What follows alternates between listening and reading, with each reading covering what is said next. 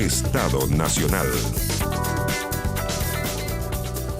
Muy buenos días, ¿cómo están ustedes? Bienvenidos, bienvenidas a Estado Nacional en este domingo 21 de abril de 2024. Donde, entre otros temas, nos vamos a hacer cargo de la situación carcelaria, la sobrepoblación en varios recintos, también del fallido viaje a Venezuela del alcalde Daniel Jadue. Pero queremos partir con estas imágenes del paso fronterizo de Colchane. Hasta allá llegó este viernes un grupo de diputados transversal para enterarse in situ de la compleja situación migratoria y de ver cómo están funcionando las medidas de control fronterizo. Esto fue el viernes pasado.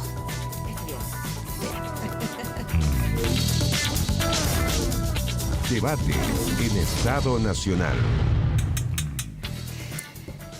Bueno, y estamos precisamente con dos de los diputados, la diputada Alejandra Plasencia del Partido Comunista, el diputado Andrés Longton de Renovación Nacional, que fueron, los veíamos ahí en la fotografía, ahí en Colchane. ¿Qué tal? Buenos días. Muy buenos días. Bueno, ¿cuándo fue la última vez que estuvieron en Colchane? Me van a decir el viernes, ¿cierto?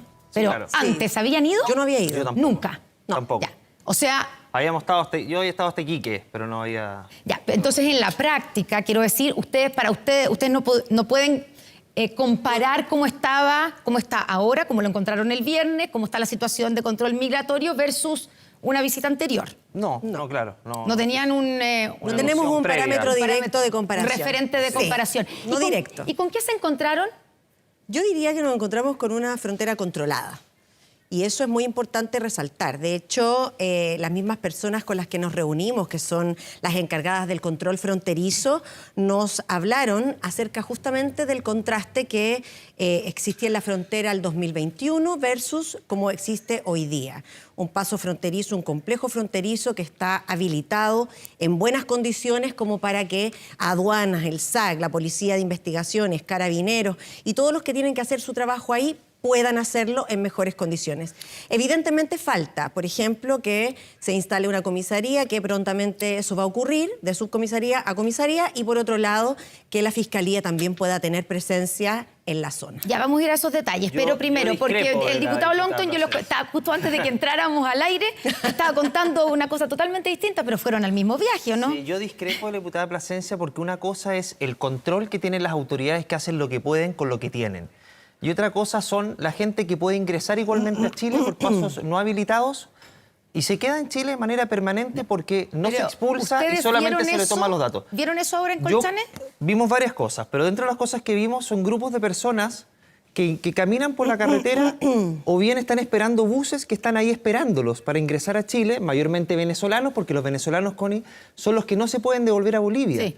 Es decir, Bolivia no los está aceptando y además este gobierno dictó una resolución para que eso además no ocurra. Pero además hay albergues en que hay entre 80 y 140 personas, principalmente venezolanos, atendidos por ACNUR, donde 80 y 140 personas cada 2 días. Y después esas personas son trasladadas por la delegación a un complejo, a un albergue en Iquique, que es el albergue Lobito. Es decir... Ya, pero toda esa gente que usted está describiendo, sí, diputado, ¿es gente que entra de manera irregular? De manera ilegal, Los venezolanos principalmente no ingresan de manera ilegal. Lo que dice la diputada Plasencia es que la frontera está controlada y entendemos que hay militares... Connie, lo que pasa es lo siguiente. Tú a Chile puedes ingresar igual aunque haya militares en la frontera.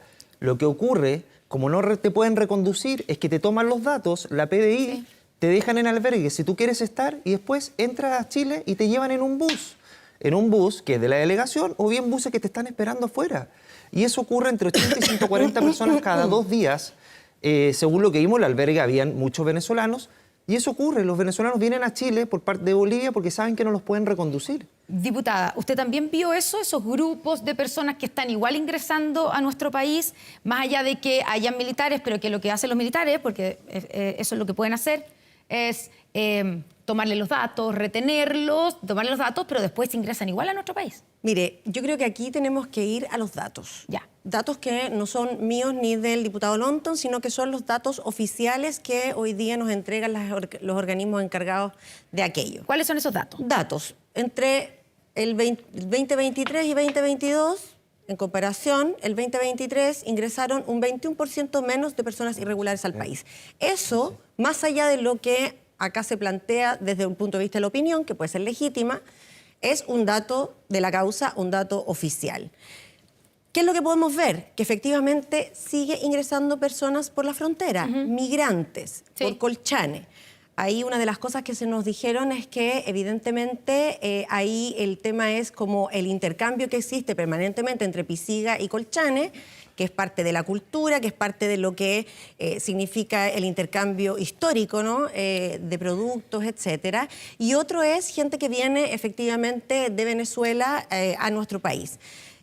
Yo quisiera detenerme en el hecho de que acá no se trata de plantearse medidas que engañosamente van a decir no va a ingresar nadie más irregular a nuestro país.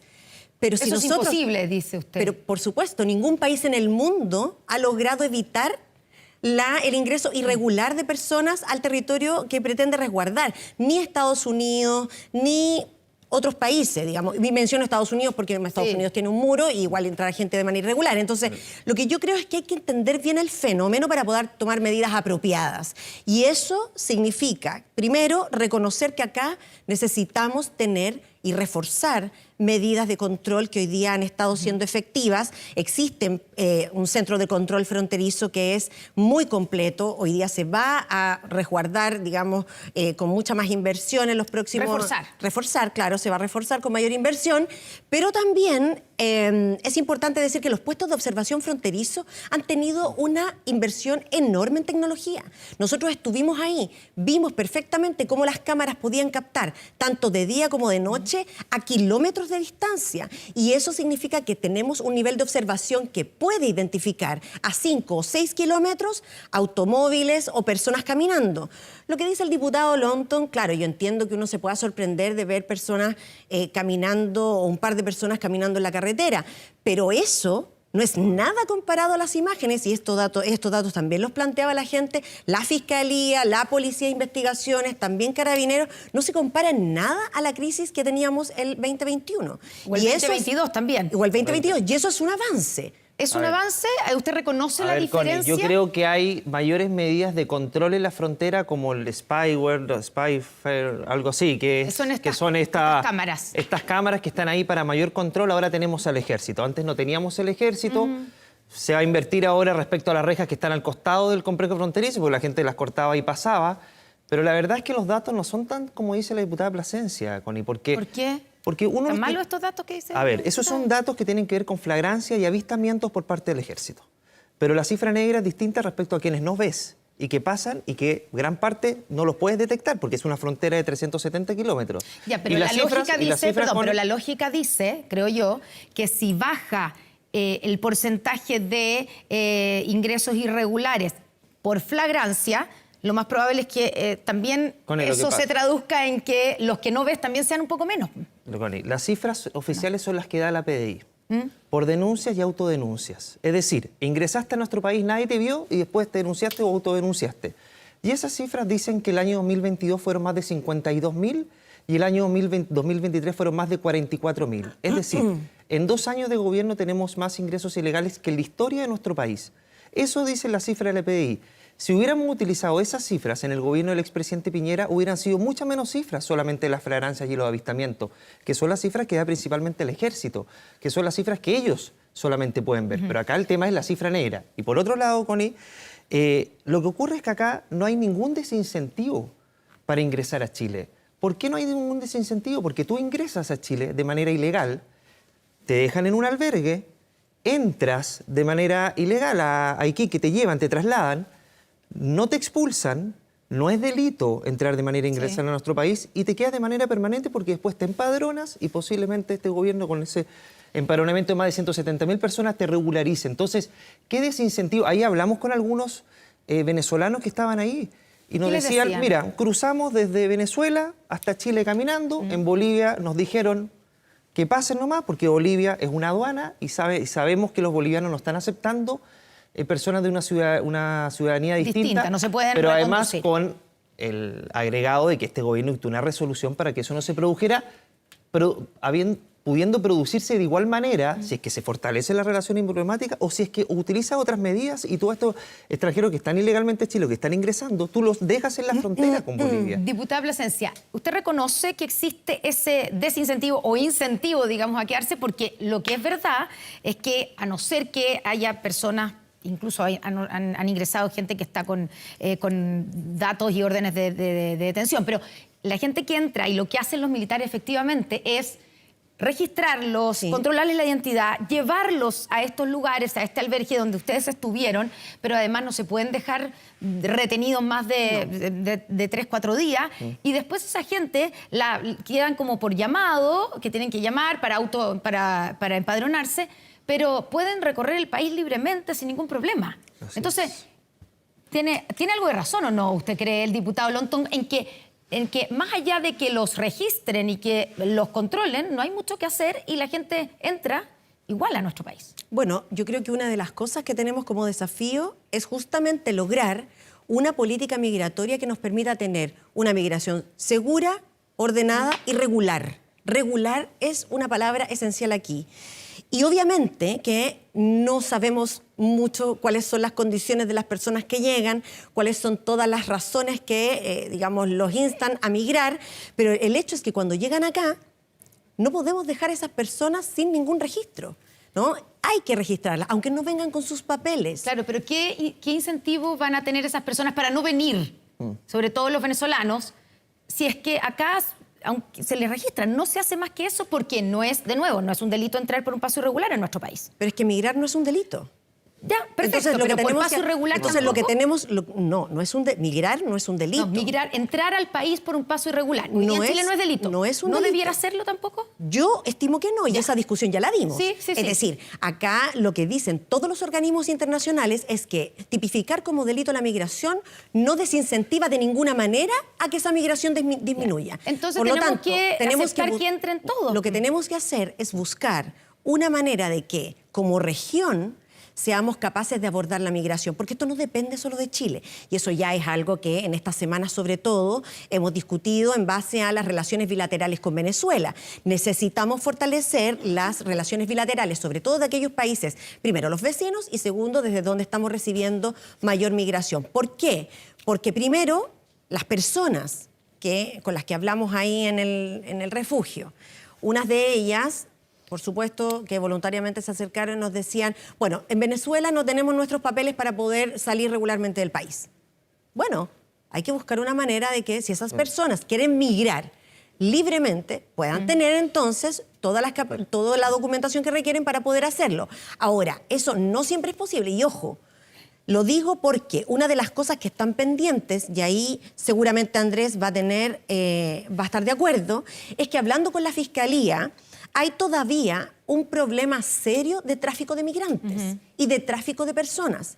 Eso, hoy día, por las características que está teniendo, es difícil tipificarlo como delito. Más allá de la pena, como, digamos, configurar el delito de tráfico de migrantes. Y eso es algo que yo creo que desde el Poder Legislativo vamos a tener que colaborar y hacernos cargo. Diputado, para que repartamos la palabra, diputado Longton, ¿es necesaria una policía militar fronteriza? Y cuando usted dice y describe esto que pasa con la gente que entra por pasos irregulares... Y no te usted- descubrí los pasos, no te relaté los pasos ancestrales. Ya, pero eso... Que eso, pero Andrés, que sí, eso, pero que eso, esto que eso, estuviste de pero acuerdo que, con- Connie, tú con sabes que lo que son los pasos. existieran. Espera, pero no está regulado. Los pasos ancestrales es una lista de personas que le da el municipio al ejército para que entren y salgan de Pisiga, incluso de Oruro, de más allá. Espera, ¿y qué dice el ejército? Entran 1000 y vuelven 600. Porque no está regulado. Y el contrabando ni hablar por ahí. Es un paso chiquitito al lado que no está regulado. O sea, no es se un está paso no usando para habilitado. lo que se tiene que usar. No, sí Pero se obvia- usa, a ver, sí se Connie, usa, sí se Connie, o no es- solo se usa para eso. no eso es lo que está solamente, diciendo el no diputado. solamente se ocupa para eso porque es un lugar más fácil para poder ingresar a Chile, porque es una lista, es una autorización que está dando el municipio para entrar. Y después tú te puedes quedar de manera permanente Ya, en Chile. pero entonces, bueno, pero ¿qué ese se es hace? otro ¿Es tema. necesario? O sea, ese es otro tema, pero yo sí pero- creo que hoy día tenemos más herramientas que antes para regular eso, que yo creo que sí hay que regularlo Bueno, de pero mejor no está, manera. pero hoy día no está regulado de manera formal. Eso está sin regulación hoy día. Bueno, Ya. Dicho eso, la Policía Militar Fronteriza me parece que es relevante. Esto es algo que ha impulsado fuertemente el diputado Joanet. A mí me parece que ya a estas alturas tenemos que tener una policía como la tiene Alemania, como la tiene Estados Unidos, que se especialice en la frontera. Pero eso tiene que ir acompañado de otras medidas, Connie, para desincentivar el ingresar a Chile. Porque Ya, no ¿y puedes cómo tener se una hace? policía ¿Y militar cómo en la se hace? frontera si la persona tú la registras y pasa igual. Bueno, ¿cómo se hace Yo si, creo- si entrar por paso yo creo, irregular en Connie, nuestro que hay país que- no es delito? Yo creo que hay que tipificar como delito el ingreso ilegal, pero más que para meter preso a la gente, para poder ¿Cómo se ayudar define ingreso ilegal? ¿Por un paso irregular? por un paso irregular, que sea delito para efectos de que a través de la detención tú puedas identificar a la persona, enrolarla, tenerle la identificación y después a través de un procedimiento judicial corto, abreviado, como aprobamos en la Cámara de Diputados y está en el Senado, tú puedas reconducirlo primeramente, primera medida, y si no, expulsarlo judicialmente, porque las expulsiones judiciales, Connie, se hacen de manera mucho más expedita que Sí, las pero ahí administrativas, parece pero ahí que no dependen de los necesitamos. gobiernos, que dependen de los gobiernos de turno, y cuando un Sí, pero gobierno para de una turno, expulsión judicial tiene como que este haber gobierno, delito. No, claro. y por eso además- tiene que haber, Connie, cuando tú dejas las expulsiones administrativas a cargo de gobiernos como este, que romantizan, son condescendientes con la migración ilegal, no se realizan. Las expulsiones administrativas nos superamos las 500 con más de 90.000 ingresos ilegales, Connie, y eso es porque el gobierno no ha tenido un poder de gestión y la convicción suficiente, una ineptitud evidente en la gestión a propósito de la expulsión administrativa. Eso es otra cosa. Y lo otro, lo decía la Ale, el tema de los tráficos de migrantes. Hoy día la gente espera con buses afuera para trasladar a los migrantes ilegales a la ciudad. Eso debería ser tráfico de migrantes. Y por otro lado, Connie, el contratar migrantes de manera ilegal también debería ser un delito. Hoy día es una falta que no se fiscaliza y hay un incentivo perverso a contratar ilegales. Obviamente, sale más barato. saltándose la ley, Obviamente es sale más más barato barato y hay y abuso. obviamente nuestro país, Connie, no puede tener una migración ilimitada y desbordada, porque no hay ningún país que resista desde el punto de vista de salud, desde el punto de vista de la educación, desde el punto de vista sanitario, desde el punto de vista del empobrecimiento de la población. Y hoy día pareciera ser que lo estamos aceptando a todos. Connie. Diputada Plasencia, ¿usted está de acuerdo en que no tenemos capacidad como país para recibirlos a todos? Mire, yo además primero quisiera hacerme cargo de algunas cosas Sí, que ha dicho el por diputado supuesto. Longton, porque yo creo que aquí hay una diferencia de mirada, sin embargo, creo que el objetivo es el mismo. Primero, que tengamos una frontera protegida, una frontera que esté en pleno control de quienes deben ejercer esa labor. Pero yo quisiera decir que hoy día una de las cosas que hemos discutido justamente a raíz de la aprobación de la modificación constitucional que habilitó a los militares a estar en la frontera, ¿cierto? Y además, en base a eso, nosotros discutimos acerca de cómo debíamos fortalecer las capacidades y la presencia en la frontera con las instituciones que existen. Se discutió acerca de la Policía Militar de Frontera. Sí. Hasta ahora, la definición bien transversal, porque yo participé de ese espacio con senadores, diputados y diputadas, es fortalecer la especialidad que tiene Carabineros hoy día, que es una especialidad muy importante, que es la especialidad fronteriza, ¿no? El OS3 hoy día hace esa labor, los carabineros tienen una formación que es realmente muy reconocida, muy profesional, y creo que por ahí va el hecho de que nosotros podamos fortalecer el trabajo de la policía en la frontera, que tienen facultades que los militares evidentemente no tienen. Ya, pero de nuevo, si pudiéramos o si se pudiera aprobar y terminaran todos diciendo que es necesaria la policía militar en la frontera, ¿qué hacen de nuevo con los extranjeros Es que- que están ingresando por pasos irregulares? No estoy hablando de gente que venga Perfecto. traficando inmigrantes o digamos, con órdenes de detención. que Para eso ya- todo eso, Connie, necesitamos que, si hay que reconducirlos a Bolivia, tenemos que tener un acuerdo con Bolivia. Pero no lo tenemos. Pero es que no depende solo de Chile. Por eso Ya. todas las gestiones, y esto es importante que lo podamos comprender y asimilar como país, todas las gestiones que hace el gobierno en términos bilaterales, en este caso con Bolivia, recordemos que hace poco estamos recomponiendo relaciones con Bolivia, que podamos hacer y facilitar esos acuerdos para la reconducción, para la expulsión, y en este caso también con Venezuela, no son menores. Por eso es Ahora, importante. Venezuela recién esta semana acaba O sea, de hace aceptar... 2 semanas, Connie, se acaba de supone que aceptar Venezuela no que- aceptaba. claro, Se pero supone. acaba de aceptar recién recibir Pero es un tema- 150. Connie, no, eso es ni un siquiera. tema. No, son 150. En un charter de 150 y además se Pero está eso es programando, pero además eso se está programando un calendario de vuelos justamente para que aquellas personas que están con decretos de expulsión sobre todo aquellas que tienen antecedentes los buscan. delictivos, entonces puedan volver a su país. Y eso es muy importante que podamos fortalecerlo y mantenerlo en el Déjeme tiempo. preguntarle una cosa al tiro, diputado Longton, pero usted que partía diciendo, diputada, que lo que usted vio fue una frontera controlada. Pero ¿cómo puede ser una frontera controlada cuando hemos visto en los últimos casos tanto el asesinato del teniente venezolano Ronald Ojeda como la muerte y el asesinato del carabinero Manuel Sánchez? Hemos visto venezolanos involucrados, ¿cierto? Sí. Uno con orden de expulsión desde el año 2020, uno de ellos. Otros que han entrado y salido de nuestro país como Pedro por su casa, cometiendo delitos, volviendo a salir y volviendo a entrar. Y además supimos de un caso esta semana de una persona que fue expulsada de nuestro país por cometer delito y volvió a entrar por un paso habilitado. ¿De qué control estamos hablando? Bueno, usted me está preguntando sobre cómo vi Colchane. Y digamos que no vi... ¿Entraron todos por ahí? No vimos el mismo Colchane. No. Ojo, no sabemos si entraron todos por ahí, porque sí, hay un tema que además los propios militares reconocen y tienen absolutamente identificado. Y por eso yo creo que vale la pena destacar el trabajo que se está haciendo en términos de la coordinación policial, militar, fiscalía y los demás servicios fiscalizadores en la frontera. Porque por Colchane es principalmente migrantes, entrada e intentos de salida del país de migrantes. No es el principal problema, el contrabando, el narcotráfico, eso está más hacia el norte, digamos. ¿Ya? Eso lo tienen plenamente identificado. Entonces, en el lugar donde nosotros estábamos son grupos de migrantes que, como vimos en el 2021 o en el 2022... No podemos saber si los casos que yo le acabo de describir entraron o salieron por Colchane. No podemos saberlo, no podemos saberlo, pero por lo mismo no podemos afirmarlo. No, bueno, entonces, pero, ahí es donde está... Es que quiero señalar que, en el fondo, no es que ahí no existan problemas de contrabando, no es que por ahí no existan problemas de narcotráfico.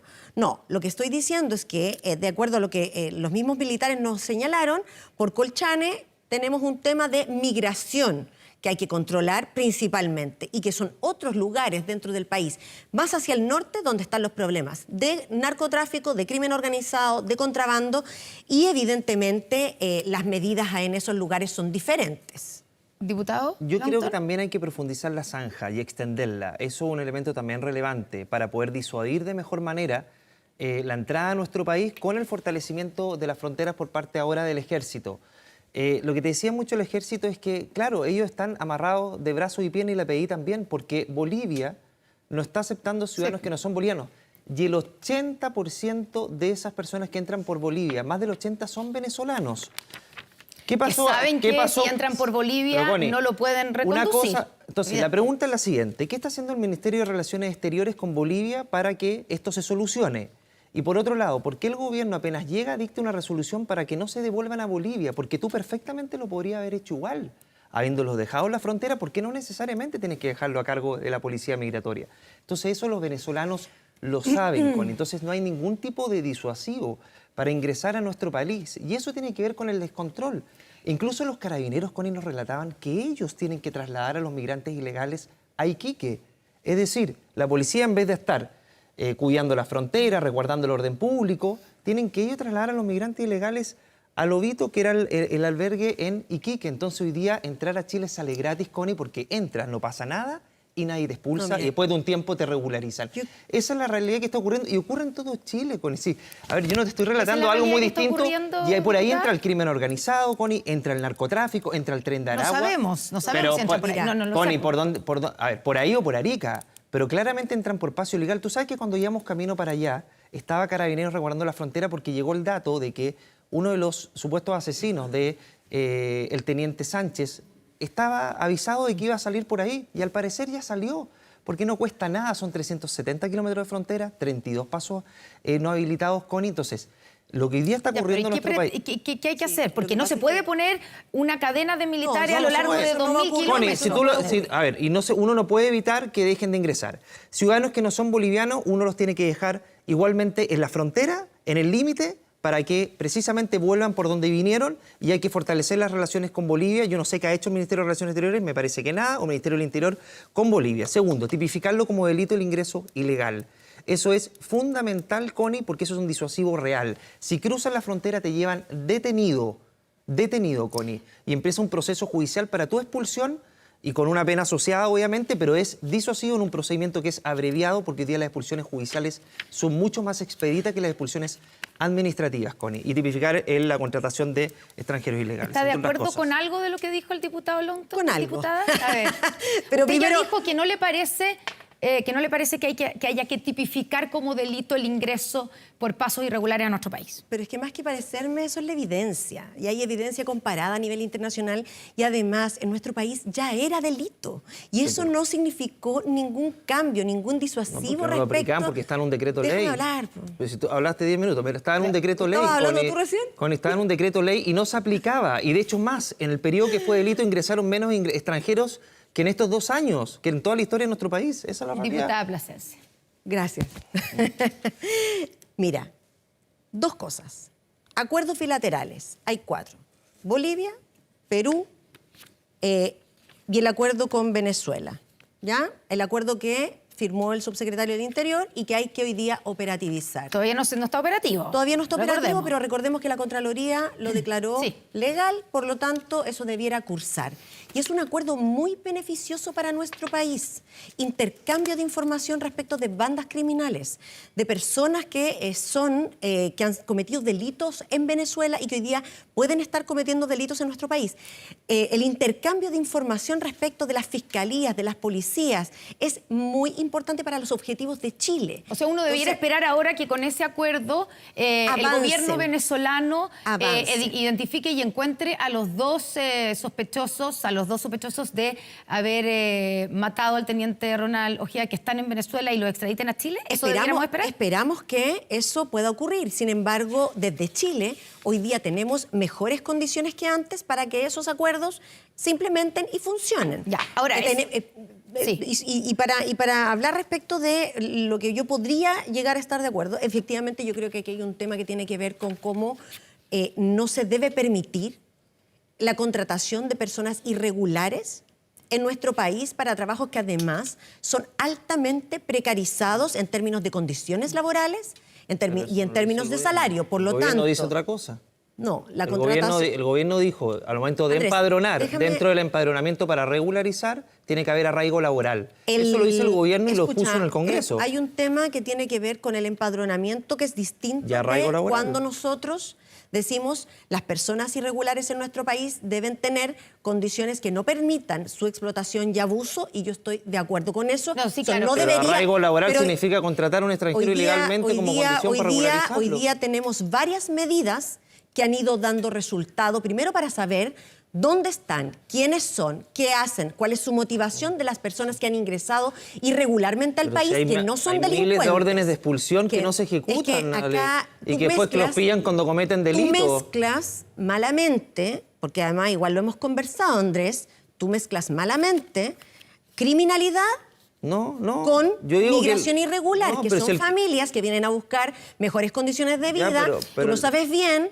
O sea, tienes que por lo permitir que tanto- ingresen todo, entonces. No estoy hablando de eso, pero sí entender el fenómeno te permite tomar medidas que sean efectivas y no en meterlos Conocer a el todos en el fenómeno mismo es no saco. permitir que ingresen ilegalmente en No, Chile. eso no es con No permitir, y si entran, la No, prioridad Andrés. tiene que ser la expulsión de nuestro país, a no ser que Andrés. caigan en la categoría humanitaria, en la categoría refugiado. Por lo mismo. Esa es la regla Entonces, general, porque tú pueden no entrar puedes- el crimen organizado no por ahí. puedes hacer que todos y entra estén en por el ahí. mismo saco, por lo tanto, Pero ¿cómo tomemos hacen la medidas. distinción, Ale? ¿Cómo hacen la distinción? Cuando cometen un delito ya es demasiado tarde. Cuando Tienes que cometen un tomarla delito antes tienen que ser expulsados, Pero Ale, tiene que efectivamente. ser antes, O tienen que- tiene o que ser tienen que antes que tener- cometas el delito, Bueno, expulsarlo. el Cuando tema- cometieron el por delito lo es mismo, demasiado tarde. Por lo mismo. ¿Es importante la cooperación bilateral? Por supuesto. Porque si no, no podríamos tener esa información para que a priori podamos saber si una persona A, B o C es delincuente en su país o no. Ya. Con No, Bolivia se ha avanzado pero en si algo. Venezuela no da la se ha avanzado. ¿En qué? Pero ¿cómo se ha Están avanzado si no recibiendo podemos devolver a Bolivia? Están recibiendo hoy día, digamos, migrantes reconducidos que no sean Se está facilitando bolivianos. la reconducción. ¿Cómo? La A misma Bolivia no se policía- puede. A Bolivia Se no se está puede. facili- No, pues si no se puede reconducir a Bolivia de ciudadanos que no sean bolivianos. Esa es la realidad. Bolivianos. Pero estamos hablando Pero de si el bolivianos. 80 más del porque la 80% mayoría son venezolanos. diputada. Ya, pero es que eso tiene que hacerse con el gobierno de Venezuela.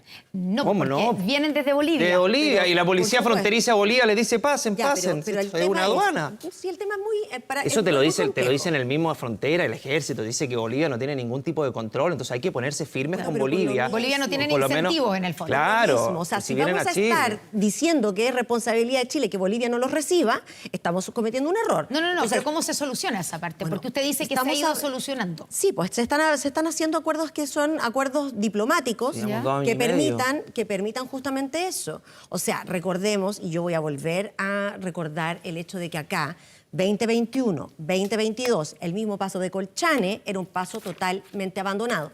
Andrés, eso fue lo que nos dijeron y hoy día se ha puesto los ojos en Colchane, afortunadamente. Hay una infraestructura que permite que aquellas personas y las instituciones encargadas del control fronterizo y de Pero identificar el paso todas estas habilitado. problemáticas puedan hacerlo. Se va a aumentar la dotación funcionaria a partir de la instalación de una comisaría que está comprometida para este año y por otro lado que se instale la fiscalía. Por poder supuesto llevarlo que por eso va frontera. a permitir que operativamente en la frontera exista un mayor control. Y Pero por el otro control- lado, pero eso no impide que ingresen, los Connie. acuerdos bilaterales que se puedan tener con los países y con la región, porque si nosotros queremos que Bolivia reciba a venezolanos, eso también tiene que pasar por la gestión que hace Chile respecto de ambos países.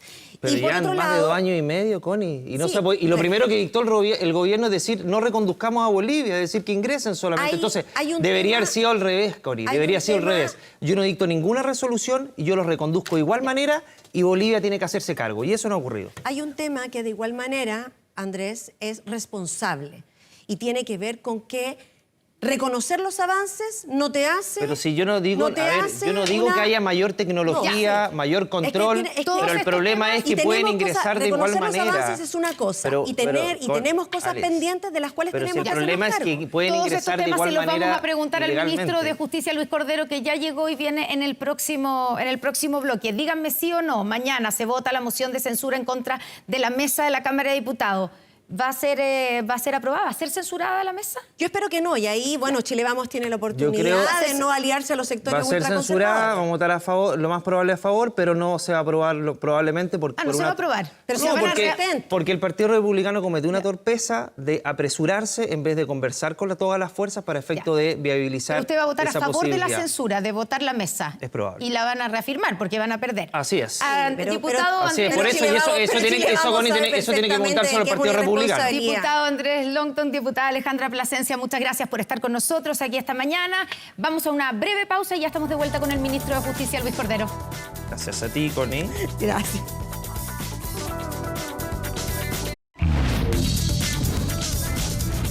Entrevistas en Estado Nacional.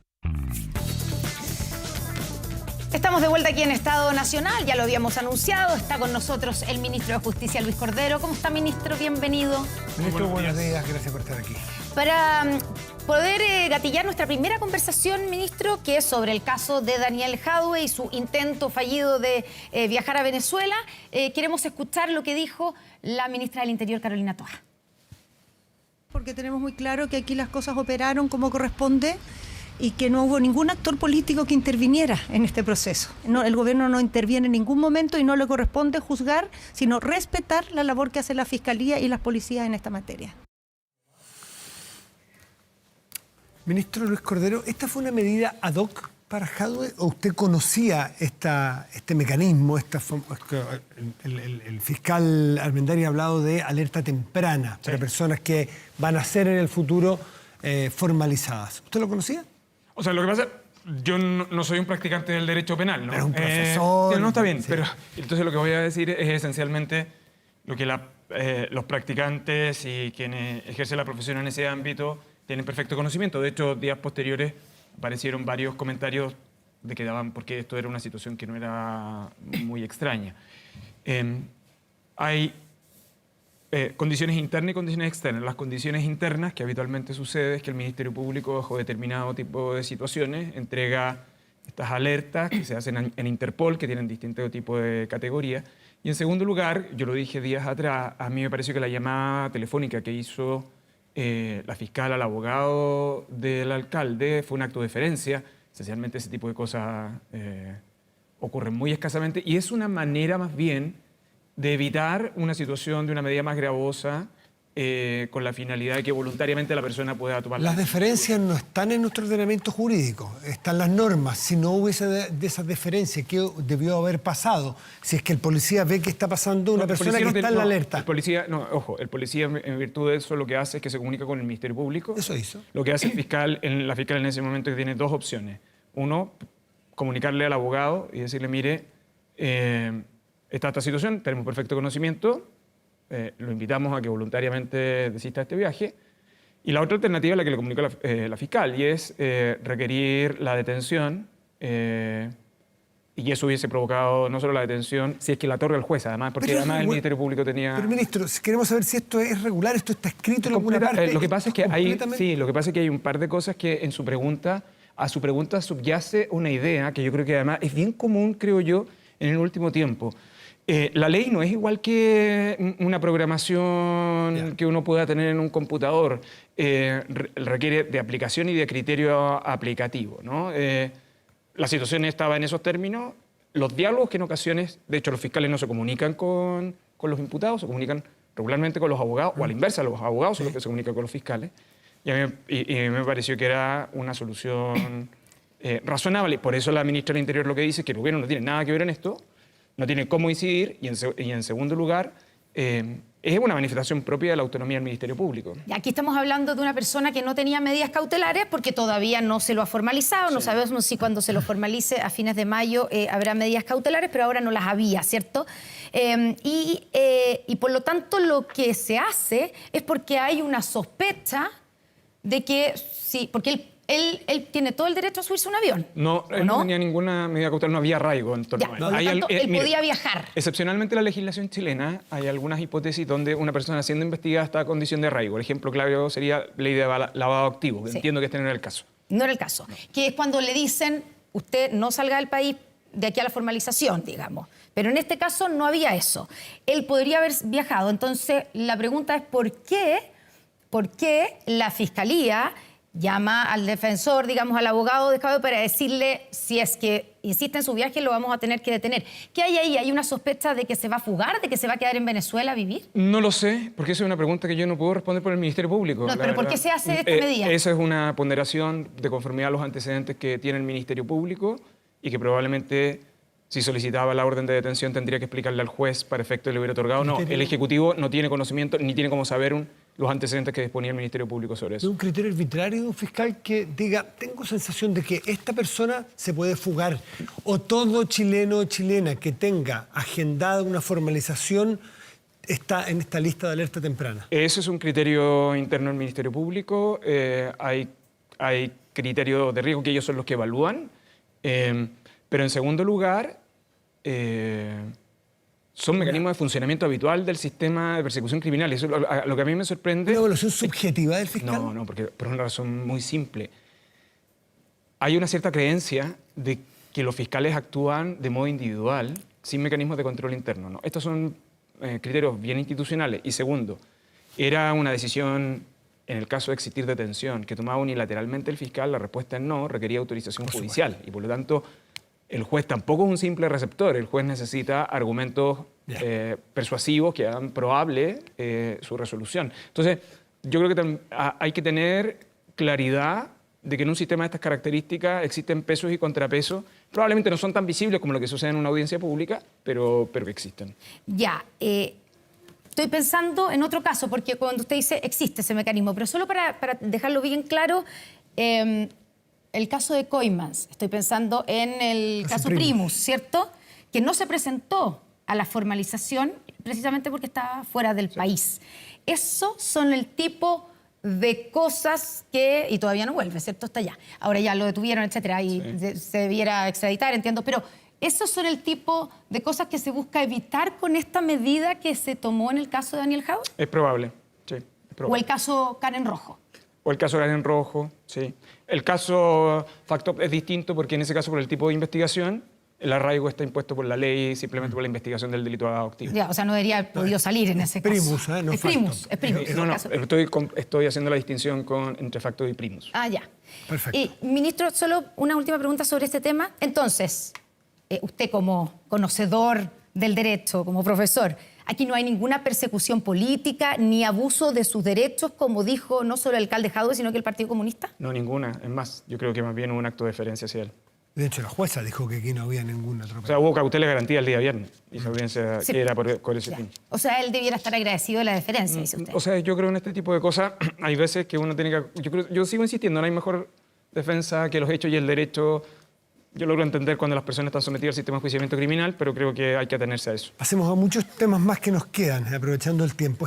¿Se está evaluando de parte del gobierno la idea de cárceles especiales para crimen organizado? El Ejecutivo lo que está haciendo es ampliando la capacidad del sistema penitenciario porque nosotros estamos en una situación compleja de aumento progresivo y cuya expectativa futura no se ve buena desde el punto de vista del número de plazas disponibles.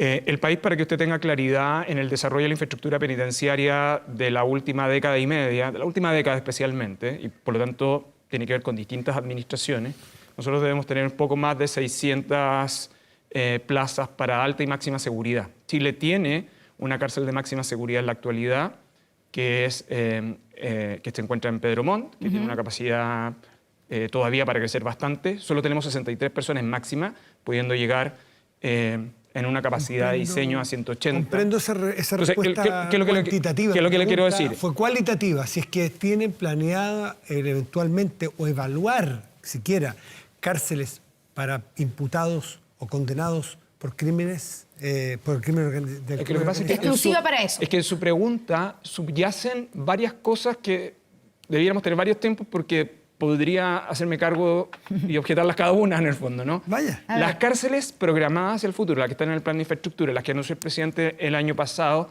que en remodelación y cárceles nuevas son 2.000 y 10.000, alrededor de 12.000 de las que ya se encuentran financiadas, más 10.000 plazas que se están trabajando para el próximo periodo que se está viendo su financiamiento. En las cárceles nuevas se disponen de módulos de alta y máxima seguridad. En un par de licitaciones que se van a convocar este año, y yo tengo que tener mucho cuidado, Téngalo. en el diseño se está considerando una proporción significativa para perfil de las características al cual usted me está hablando. Crimen organizado. Crimen organizado, en organizaciones criminales, pero dentro de organizaciones criminales usted tiene elementos de segmentación que son muy relevantes en el fondo. Ya, o sea, en dos llamadas licitaciones que todavía no se han hecho, ¿cierto? Que se vieran hacer Este año. Este año, Estamos hablando de cárceles nuevas. cárceles nuevas, está considerado que dos de esas cárceles tengan un módulo, pongámoslo así, importante, una proporción importante. O sea, En proporción- lo la que pasa es mayoría, que- por ejemplo. Sí, lo que pasa es que esto es bien importante que las personas sepan. Chile hoy día tiene módulos de esas Sí. características. De hecho, hoy día tiene una cárcel exclusivamente para eso. En otros lugares del país, en los diseños nuevos, se está pensando, la respuesta es sí. En proporción mayoritaria, la respuesta es sí. Usted quiere que yo le dé detalle ahora, y no le puedo dar detalle ahora por razones Usted nos ha estratégicas. dicho aquí mismo Sí. que tardan aproximadamente, me corrige si estoy mal, 12 años. entre 12, 14 años, ese depende. pito y Sí. flauta para Sí. tener una cárcel, 12 años. Eso, según las exigencias actuales, es absolutamente imposible. Hay otro extremo, que el extremo Bukele, esa mega cárcel, 7 meses. Entiendo que 40.000 detenidos. ¿Hay algo intermedio que nosotros, Sí. por ejemplo, no hacerlo en zonas urbanas, sino que en zonas alejadas, que sean de bienes nacionales, donde no requieran tantos permisos, y una cárcel para personas que provengan? Mire, yo vengo hablando de esto, y es curioso porque en una de las entrevistas, una principal, dos o tres entrevistas iniciales que nosotros tuvimos, siempre estaba el tema cárcel y nunca lo he hablado. ¿Te Y acuerdas? le decíamos, no, pero igual lo hablábamos, Sí, pero pero un cortito. poquito. Sí, Porque tiene nosotros razón. hace un año nosotros veníamos advirtiendo de este número, porque además no solo es cómo aumenta, sino que la proyección. Entonces, el año pasado, en acuerdo con el Congreso, porque al Congreso sobre este aumento nosotros lo hemos estado permanentemente informando, se aprobó una ley que permite descongelar sitios donde hay cárceles construidas porque es más fácil aumentar la densificación de las que tenemos. Y proyectar las que tenemos, las que se están licitando este año, ojo, vienen de procesos de diseño de administraciones anteriores. Esta administración va a inaugurar un centro penitenciario nuevo en La Laguna, en Talca, que son 2.400 plazas, pero en verdad 12 años. viene de administración anterior. Entonces, lo que Chile está haciendo es apurando las habilitaciones de los procesos que vienen. El plan de infraestructura que está generando esta administración para remodelación de establecimientos va a cubrir una etapa en esta administración, y la otra, y por eso el plan de infraestructura estructural, es la que sigue. Entonces, pero lo clave en esto, y a propósito del tema del tema del Salvador. Lo que pasa es que El Salvador es una institución excepcional en todas las dimensiones, incluyendo el diseño y la construcción, porque eso es lo que nosotros haríamos equivalente a un galpón. No es una cárcel, No dice es usted. propiamente una cárcel. Entonces, ¿por qué? Porque están todos juntos. Y porque además, como está diseñado modularmente, pero además porque sus perímetros de seguridad, tiene 3 perímetros, pero 2 de ellos son controlados por el ejército. Entonces, ¿Y no se podría hacer eso en Chile? El Salvador está en un estado de excepción. Hoy día tenemos una discusión sobre las Fuerzas Armadas y la actividad de orden público. Si agregamos Fuerzas Armadas cuidando cárceles, usted me comprenderá. O sea, que yo creo que hay que ser realista en el escenario. No, pero no cuidando cárceles, anillos exteriores a lo que haga la Gendarmería. Sí, pero yo le quiero decir que en el proceso de implementación de inhibición, que yo lo puedo comentar hoy día, pero que yo creo que ha sido exitoso. Que no solo inhibidores de señal de celular, para que la gente lo tenga. No solo creo que ha sido exitoso, creo que ha sido una buena muestra de trabajo serio, sin ostentación pública y coordinado. Y de control de cárceles por Y de parte del control Estado. y demostración del control. Claro. Buena parte del trabajo se ha podido hacer fuera de la cárcel, que además ha reducido a 0 los pelotazos y otro tipo de cosas. ¿Ya no hay pelotazo? No, fíjese. O sea, el número, y cuando han querido, lo que pasa es que el perímetro está custodiado hoy día por carabineros. Pelotazos que tiran paquetes hacia dentro de De la todo, cárcel. droga, teléfono, etc. Chips. Y buena parte de eso se ha debido a una coordinación bien notable con Carabineros y la disposición. Yo de verdad aprovecho este momento, lo he dicho antes, pero el apoyo de Carabineros para desarrollar toda esta etapa ha sido clave. Entonces, ¿qué es lo que quiero decir con eso? Que descarta completamente, por ejemplo, en zonas, se ha dicho, del desierto. No, es que ahí viene... No está zonas bien. pobladas, una cárcel grandota. Ahí quiero resguardada volver sobre esto. Para crimen organizado. La idea de la cárcel isla, ¿Sí? ya, es Lavín 10, 15 años atrás. Construir una cárcel como infraestructura pública no es simplemente instalar un galpón en un lugar. Usted requiere de servicios, requiere del lugar donde las personas puedan recibir visitas. Es parte de lo que se está trabajando en los diseños penitenciarios que están hacia el norte del país. De hecho, algunos de los que ya se diseñaron, como el de Arica y Alto Hospicio, estuvieron estructuralmente pensados de ese modo. Entonces, porque además tenemos un problema que yo creo que hay que mirarlo con franqueza. Todo el mundo habla de cárceles y nadie las visita. Todo el mundo opina de la seguridad de las cárceles y yo creo que nadie tiene claridad cuáles son las medidas efectivas de seguridad. Y lo tercero, todo el mundo quiere cárceles, pero nadie las quiere cerca. Por eso se habla de un lugar alejado de la población. Pero es que ese es el punto. Todo lugar donde usted construye una cárcel requiere de servicios básicos para que ésta opere. Sí. ¿Ok? Y por lo tanto, siempre termina atrayendo población. Entonces, el dilema es cómo usted gestiona un sistema penitenciario eficaz en un modelo de seguridad adecuado. Ese es el modelo que tiene que observar Chile y que yo creo que es el que debiéramos seguir ejecutando estos próximos años. José Antonio Kast, después de su visita a El Salvador, ha hablado de cárceles para extranjeros, o sea, segregar a los condenados, a los presos extranjeros de los chilenos. ¿Qué opina usted de esa alternativa, considerando que algunos de ellos, la verdad es que no les conocemos ni la identidad ni su trayectoria criminal? Veamos algunos datos. Yo creo que esa propuesta tiene algunos defectos técnicos. ¿Ya? Uno de los defectos técnicos diría que lo clave en la población es la segmentación, por razones de seguridad. La situación de que todos los extranjeros están en la misma condición no es completamente cierto. Entonces, de hecho, puede terminar generando un efecto perverso a la inversa. Es decir, es un... De que se organicen. Obvio. Entonces, pero ¿qué es lo que sí sabemos de Chile?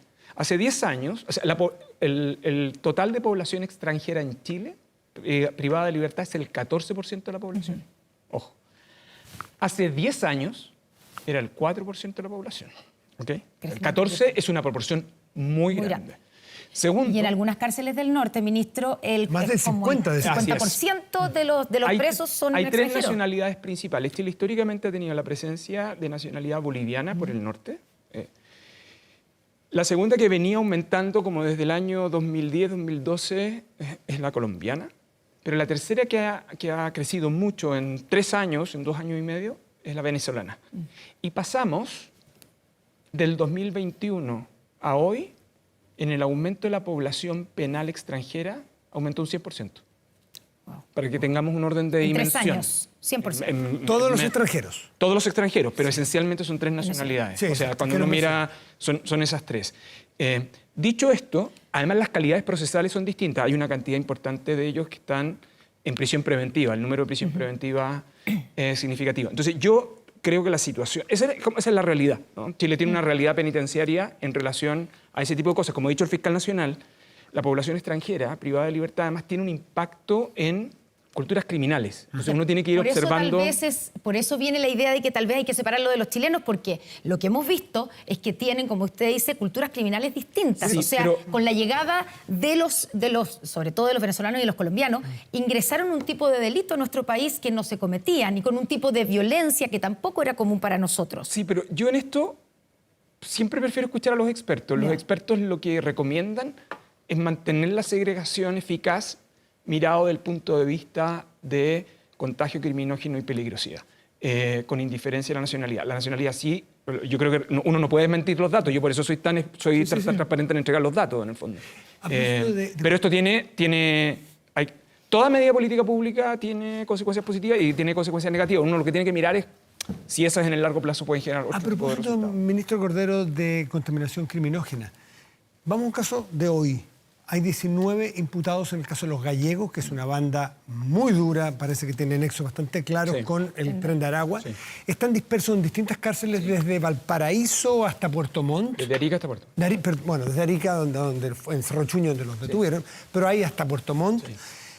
Ellos están en qué tipo de celdas? Ya. ¿Con quién están todos ellos que son tan peligrosos? Le cuento, esto es un buen ejemplo porque hay un grupo que está en Arica, de hecho es una cárcel que se había construido con módulos de alta y máxima y en un momento determinado no se ocupaban, entonces aumentó la población y se ocuparon esos módulos y se inhabilitaron. Ahora, entonces se mantienen algunos módulos ahí hay un grupo. El otro grupo, que yo diría que es el que tiene una dimensión de mayor peligrosidad, 5 de ellos están en máxima seguridad acá en Santiago. Ya. De hecho, es con el grupo con el cual el Ministerio de Justicia y Gendarmería tuvo diferencias por efecto de los beneficios que se le otorgaron.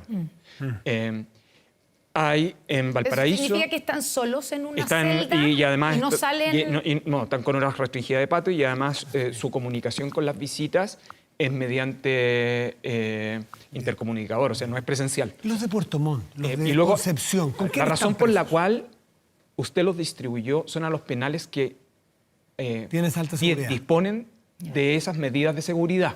Entonces, que el juicio que era presencial tenía un problema no solo en Arica, que era ya realizar ese juicio de respecto de esa banda.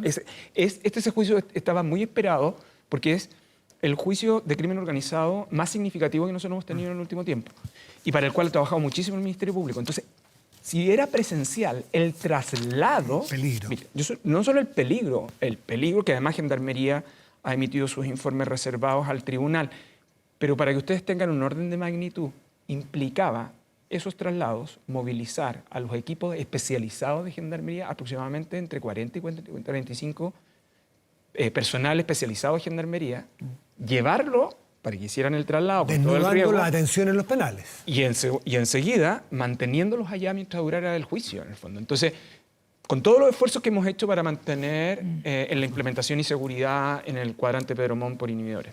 Ministro, el ex subsecretario, pasamos por ahí por el modelo Bukele, ¿cierto?, de las cárceles. El ex subsecretario de Defensa, que el socialista Gabriel Gaspar, que harto sabe de estos temas y que conoce además hace años El Salvador y su realidad, dijo que hay cosas del método Bukele que vale la pena evaluar.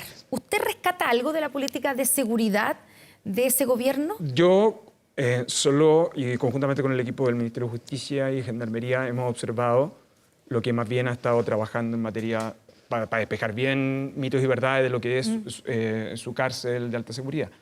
Yo entiendo que el ex subsecretario Gaspar no se refería a la cárcel, sino que se refería a la manera en que se han recuperado los espacios Exacto. públicos, ¿no? O sea, esa entrevista tiene un titular que puede ser algo inductivo de error de lo que él se refería, que en el fondo es cómo es, en el fondo, el Estado volvió a recuperar los territorios y me parece que esa es una política que todo Estado debe tratar de implementar para volver los espacios públicos a sus comunidades, en el fondo. ¿Hay algo que están mirando en el gobierno? O sea, es lo que ha dicho permanentemente el presidente de la República, es la política de seguridad que ha llevado a cabo la ministra Toubá, es lo que ha dicho sistemáticamente el presidente de la República, recuperar los espacios públicos de manos de la delincuencia.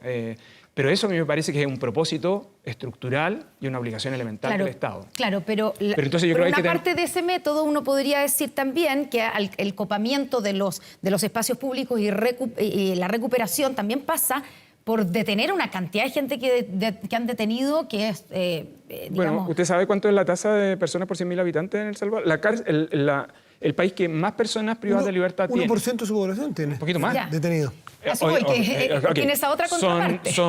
Y además, porque la situación de El Salvador era dramática, pero hoy día su solución es contingente. No sabemos el impacto de eso en el largo plazo. Pero hay 3 países que tienen el ranking de personas privadas de libertad por cada 100.000 habitantes. Primero El Salvador, luego Estados Unidos y luego Cuba. Entonces, lo que quiero decir con esto es que las agendas de seguridad tienen impacto en los sistemas penitenciarios, por cierto, y deben dialogar, pero hay que tener cuidado con mirar las experiencias como si uno pudiera traspolar pura y simplemente. Los objetivos de política pública son relevantes. Pero además el desafío que tiene Chile, y que yo creo que tiene su sistema político, es hacer todo eso, ser severo en materia de seguridad, actuando siempre dentro del marco del Estado de Derecho. El Salvador está en una situación de estado de excepción que no es menor. Ahora, en El Salvador hay acusaciones bastante fundadas de violación de los derechos humanos en las cárceles, pero en Chile también. Sí, pero con una particularidad. Las cárceles en Chile son permanentemente visitadas. Usted sabe lo que pasa en las cárceles porque la visita el juez de garantía, el Instituto de Derechos Humanos. Pero yo podría decirle que quizás es peor. Habiendo todas esas visitas, se violan los derechos humanos en las cárceles chilenas. Más del 50% de las cárceles en el mundo tienen sobrepoblación, según los datos de Naciones Unidas. Pero vuelvo al tema. Está bien. Habiendo visitado, teniendo conciencia. Matías, le estoy diciendo que es estructural y lo que los estados tienen que hacer es tratar de adoptar todas las medidas para minimizar esos daños. Una de ellas es una muy simple, saber cuánto es la capacidad que tienen los establecimientos, porque de ese modo usted puede prevenir tortura y tratos crueles e inhumanos, en el fondo. Que es la recomendación, por lo de pronto, de la relatora de Naciones Unidas. Para en materia cerrar el tema de los inhibidores, porque ya pasamos por ahí, ¿está funcionando en cuántas cárceles y en cuáles? Hoy día está en el 100% del cuadrante Pedro Montt. El cuadrante Pedro Montt tiene 3 cárceles, que son máxima seguridad, Santiago 1 La penitenciaría. y la expenitenciaría. Un dato, 3 cárceles ¿Porcentaje? cuyos alcaides son mujeres. Perdón, ¿qué porcentaje? Es el porcentaje, es un poquito más, es el 20% de la población penal de Chile. de Chile. Está inhibida de comunicarse. Pero el además 100%. tiene 100%. Y además está en el cuadrante que tiene mayor concentración de personas, donde además tenemos sobrepoblación que no es menor. Entonces, la manera en cómo se preparó, cómo se trabajó, yo de verdad un genuino orgullo, me siento muy orgulloso del trabajo que ha hecho Gendarmería. Usted acaba de hablar de la sobrepoblación de las cárceles, ministro. Se generó toda una controversia con sus dichos y sus declaraciones acerca de, voy a citar comillas, usar las prisiones preventivas de modo racional.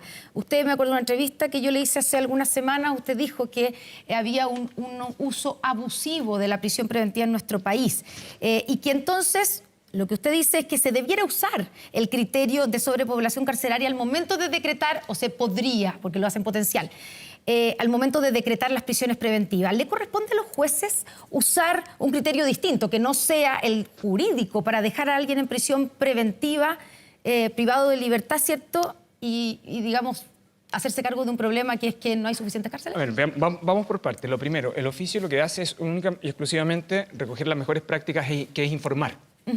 Que es cuánto es la capacidad que tiene el sistema penitenciario, cuánto es la población que hay, y en tercer lugar, cuáles son las obras proyectadas para ver cuánto va a ir creciendo o no esa capacidad. Ahora, ¿por qué esto es tan relevante? Para los fiscales es relevante, esencialmente, además de las razones de la persecución, tiene que ver con segmentación, tipo de perfil. Para los jueces es relevante respecto... En algunas ocasiones los jueces toman la decisión a qué establecimiento penal se va o no. En otras ocasiones le pregunta a Gendarmería. Y la tercera, porque los jueces son los que habitualmente realizan las visitas de cárceles. Entonces, tener toda la información disponible es muy relevante. Lo segundo, ¿es esta política de información una práctica inusual? ¿No? El reciente informe de Alex Hill, que es la relatora de Naciones Unidas para tortura, tratos crueles e inhumanos, hizo un informe que acaba de haber sido publicado ahora sobre las mejores prácticas en los sistemas penitenciarios en el mundo. Una de ellas, de hecho, una de las recomendaciones, es informar a todos los actores del sistema judicial esto, entre otras cosas, para ir viendo cuáles son las zonas rojas. Las zonas rojas en términos generales se suele asumir que sobre 150% de la capacidad comienza a ser un tema de sobrepoblación. Ya, pero usted crítico. mismo dijo para déjame- usar las prisiones preventivas No, es que- de es que manera aquí- racional. no, lo que pasa es lo siguiente. Post pandemia, no solo en Chile, sino que en el mundo, el uso de la prisión preventiva ha aumentado sustancialmente. Usted dijo hay un uso abusivo. Y hay un uso abusivo porque en general, para que usted tenga un orden de magnitud, hoy nosotros tenemos 54.000 personas privadas de libertad. Es el número más alto de personas privadas de libertad que el país ha tenido en su historia. ¿Cuál es el periodo anterior? El 2010, 53.000 personas privadas de libertad. La diferencia es que en ese año habían 80% condenados y hoy día vamos hacia el 40% en prisión preventiva. Ese número es muy, muy grande. El presidente Piñera enfrentó una situación extremadamente crítica de sobrepoblación. De hecho, no solo hasta la tragedia del 2010, el aumento de sobrepoblación era de un 60% adicional. ¿Qué tuvo que hacer el presidente? Un indulto masivo, Hugo. Es dos cosas. Una ley de indulto general en 2011 y modificar la ley para obtener mayores libertades condicionales. El presidente Piñera, y que además con un gran trabajo del entonces ministro Bulnes, fueron extremadamente sinceros en decir, no hay forma de resolver el tema de la sobrepoblación ahora sin este tipo de medidas. Estamos exactamente en la misma situación de entonces, no porque tenemos un poco más de capacidad penitenciaria. Entonces, tener a disposición ahora es para evitar medidas de ese tipo, porque medidas de ese tipo, indultos generales, hoy día es imposible. Y en segundo lugar, lo que hemos hecho es restringir la libertad condicional. Pero además hay otro panorama que es extremadamente importante. El tipo de delito y criminalidad que enfrentamos hoy día requiere de cárcel efectiva y por lo tanto requiere de segregación adecuada. Y entonces de cárceles seguras. La sobrepoblación genera incentivos muy inadecuados para eso. Nos quedaron muchos temas, pero es que... Y solo cierro con una cosa. Diga. Esto es un tema en todas partes del mundo. Quiero el siguiente dato. En el caso de Reino Unido, el Ministerio de Justicia informó al Parlamento a finales del 2022 que tenía este problema. Se llama Operación Salvataje. ¿Y sabe cuál fue la solución? A pedir autorización para ocupar las celdas de la policía para abordar situaciones de este tipo. ¿Qué efecto produjo eso el año 2023? Que algunas cortes de apelaciones en Reino Unido, respecto de las penas cortas, suspendieran su aplicación en el entendido que si la aplicaban, iban a entrar a recintos sobrepoblados. Lo que quiero decir con esto, hay un caso más famoso en Estados Unidos en el 2011. Esta es una realidad que los sistemas judiciales han venido enfrentando hace mucho tiempo. Pero usted espera que los jueces a la hora de definir una prisión preventiva tengan en cuenta si es realmente necesario mandarlo a la cárcel porque la cárcel está sobrepoblada. Yo lo que pido es que los jueces apliquen rigurosamente la ley. ¿Y que no lo han hecho? No, apliquen rigurosamente la ley. Como siempre. Lo que pasa, Matías, es que ahí viene el punto. El derecho no es una programación de computación. El derecho requiere de criterios. Y la ley lo que define... A tomar en cuenta vamos. es la sobrepoblación. Los criterios que están en la ley. El La criterio- sobrepoblación es una información adicional que el juez tiene a la vista, entre otras cosas, porque el juez es el que realiza la visita. El criterio de un programa como este es cumplir con los tiempos porque vienen otros invitados. Muchísimas gracias, ministro Luis Cordero, Muy por bien. estar. Muchas gracias, ministro. Análisis en Estado Nacional. De inmediato presentamos a nuestros invitados de hoy. Marco Barraza, muy buenas tardes. Gracias por estar aquí. Buenas tardes ya. Sí, pues. Camila Miranda también, bienvenida. Muchas Muy buenas gracias. tardes. Constanza Jue. Muy buenas Constanza? tardes, Matías. Y Cristian Valenzuela, muy buenas tardes. Muy buenas noches, Matías, y un saludo a los 11.7 millones de chilenos que hoy día celebran por el triunfo de Colo-Colo ayer. Solo quería hacer esa mención. Ocupó su primer minuto, Cristian Valenzuela, muchísimas gracias. Marco Barraza, disculpe. Siempre hay una confusión con los Marco y Marcos. Marcos, ¿hubo abuso de parte de la Fiscalía o del sistema judicial, en el caso de su correligionario Daniel Jadue, en este fallido viaje a Venezuela? A ver, yo creo que el alcalde tiene todo el derecho a movilizar todos los recursos judiciales a su disposición cuando sienta que ha tenido algún tipo de vulneración, más aún cuando no tenía orden de arraigo. Sin embargo, lo que dictaminó la jueza de garantía es de que no había habido ningún tipo de vulneración, que en consecuencia el protocolo que se había utilizado era un protocolo ajustado a derecho. Resta por establecer si es que esta alerta temprana, ya en un debate que trasciende la situación del alcalde en particular, se ajusta a un criterio de no discrecionalidad, si se utilizan todos los casos.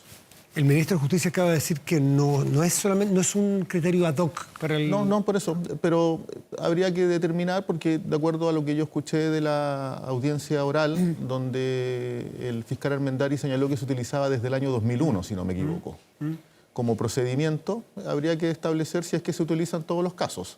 Ahora, en particular, su partido habló de abuso, su partido habló de discriminación. Yo sería bien preciso. El espíritu de la declaración de nuestro partido es que el alcalde Jadwe, el compañero Jadwe, tenga la misma posibilidad que tienen todos de tener presunción de inocencia y que en consecuencia tenga todas las posibilidades jurídicas, como lo ha hecho él mismo, de tener sus cuentas bancarias abiertas y de disponerse una defensa en el plano judicial. Presumir algo es contrariar el principio de... ¿Y aquí se ha presumido? ¿Se ha fallado? O sea, yo creo que hay una campaña de hostigamiento que no tiene que ver con tribunales, sino que se anteponen consideraciones de otra naturaleza por sobre... ¿Su militancia? ¿A eso se refiere? Su militancia. O sea, hay una campaña de anticomunismo exacerbado. Entonces, Juan. Bueno, yo creo primero que siempre que se alude a algún militante del Partido Comunista, y particularmente en este caso a un rostro conocido como es Daniel Jadwe, siempre se tilda como, se cae en una especie de victimismo, ¿no? Es antidemocrático, decía el alcalde Jadwe, esta medida es antidemocrática, o se trata del ambiente como si el ambiente fuera anticomunista. Esa suerte de victimismo yo creo que la vimos de hecho en la Convención Constitucional. Yo todavía recuerdo que Arturo Zúñiga, mi compañero de bancada, lo llevaron a la Comisión de Ética por decirle comunista a Marcos Barraza, que es comunista, que no tiene nada de malo, ¿no? Pero lo llevaron a la Comisión de Ética por hacer eso. Entonces, en ese contexto yo creo que ese victimismo ya no es creíble. Y por otro lado, menos apropiado y menos prudente es en el contexto que estamos en tribunales y que además está la Fiscalía de por medio. O sea, eso quizás como primer elemento. No puede ser posible que cada vez que se haga una crítica significa que esto es antidemocrático. O sea, la democracia es como a la carta. En la medida que no se critique al Partido Comunista, entonces es democrático. Si se critica al Partido Comunista, no es democrático. Eso quizás como primer elemento. Y como segundo, yo creo que es complejo teniendo un alcalde en ejercicio que está cerca de ser formalizado, que dice que la Fiscalía lo amenaza. O sea, si él dice eso, está imputándole a la Fiscalía un delito y por lo tanto asumo que va a ejercer las acciones judiciales correspondientes a eso. Ahora, lo que llama la atención acá y donde está quizás la contradicción es que él plantea y dice, yo me desistí voluntariamente del viaje. Bueno, si se desistió voluntariamente, entonces ¿por qué dice que hay amenazas por parte de la Fiscalía? Esta alerta amarilla, que entiendo que así se llama, alerta temprana, le llamó el fiscal, está hecha precisamente para evitar, o sea, para apurar las formalizaciones en caso dado de que, por ejemplo, una persona quiera viajar fuera de Chile y donde todavía no se puede aplicar una medida cautelar. O sea, para quienes no están escuchando, en la medida que no se formaliza una persona, no se puede aplicar la medida cautelar. O sea, no se podía aplicar el arraigo, no se podía aplicar el arresto domiciliario u otra medida cautelar mientras no se formalice. Y es por eso que entiendo que la fiscal quiere apurar la formalización, la quiere adelantar, precisamente para evitar este tipo de cosas.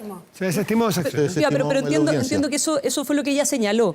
Pero mi punto pasa por lo siguiente. Primero, hay un victimismo que yo creo que no es aceptable cada vez que se hace una crítica.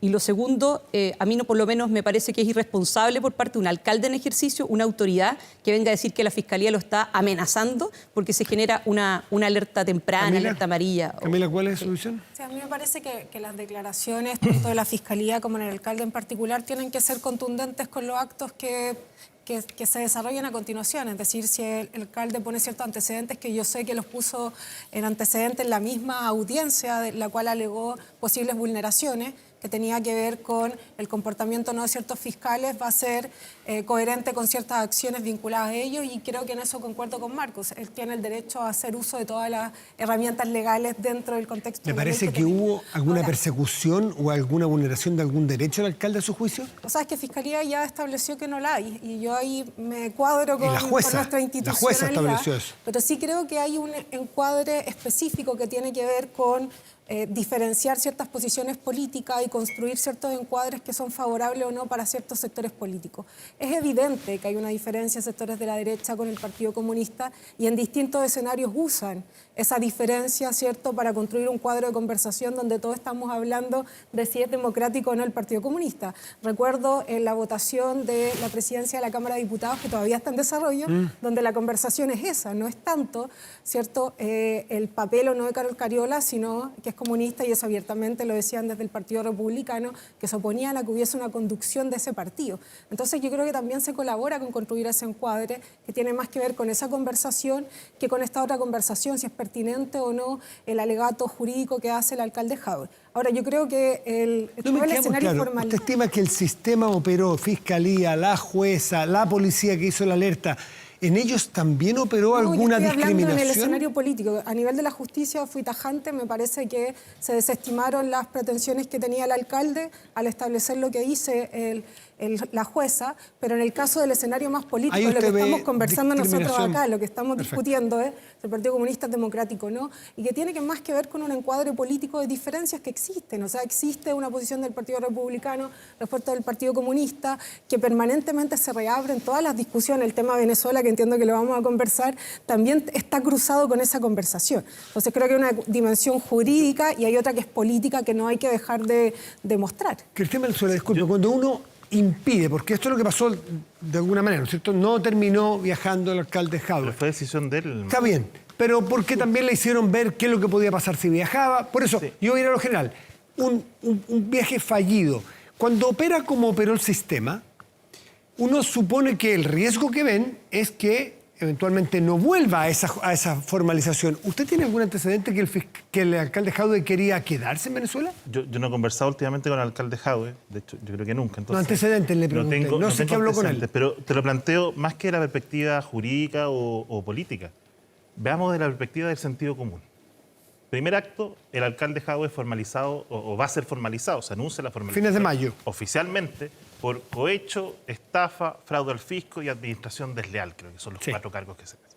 Cargos gravísimos respecto de su actuar en determinada causa. Segundo acto, el Partido Comunista celebra la apertura, la convocatoria a su Congreso Nacional, creo que el 27, si no me equivoco, el número 27. Homenajea al alcalde Jadwe en ese acto. Y el presidente del Partido Comunista no dice que hay que defender la presunción de inocencia del alcalde Jadwe. Dice que el alcalde Jadwe es inocente, textual de su discurso en ese acto.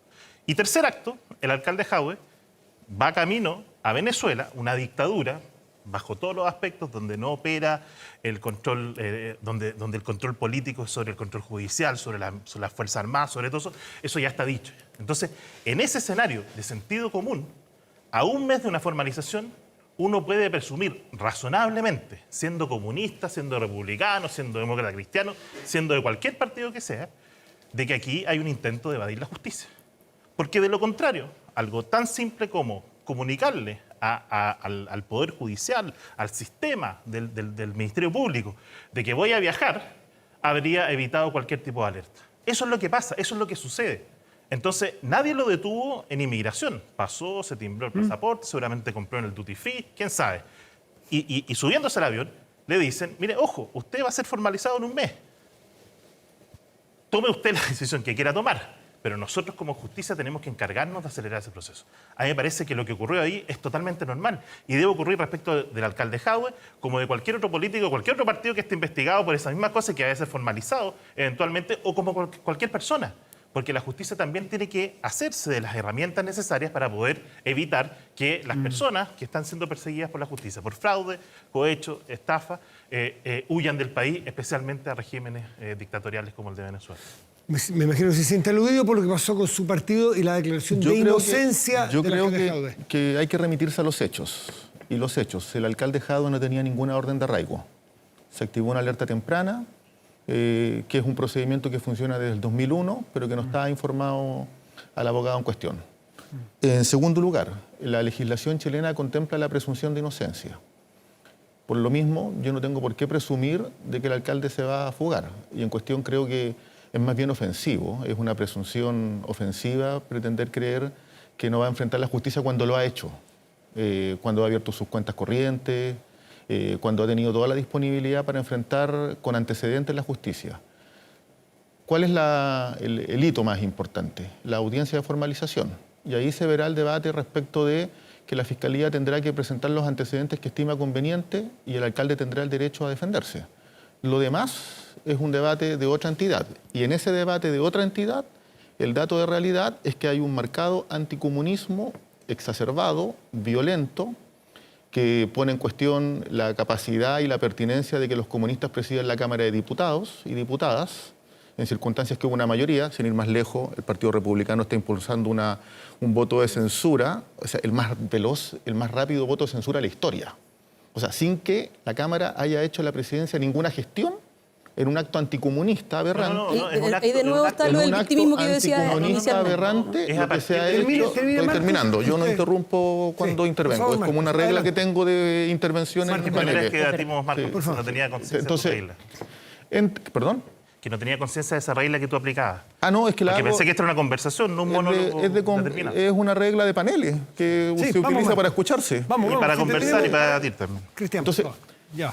Lo que tenemos son evidencias concretas de un anticomunismo exacerbado, que no se condice con la historia democrática, plenamente democrática del Partido Comunista. En la presidencia de la Cámara de Diputados estuvo la vicepresidenta Carmen Gers. Nunca se vulneró ningún aspecto de la institucionalidad. En el pasado estuvo el presidente del partido, el exdiputado Lautaro Carmona, vicepresidente de la Cámara. Nunca se vulneró ningún aspecto de la institucionalidad.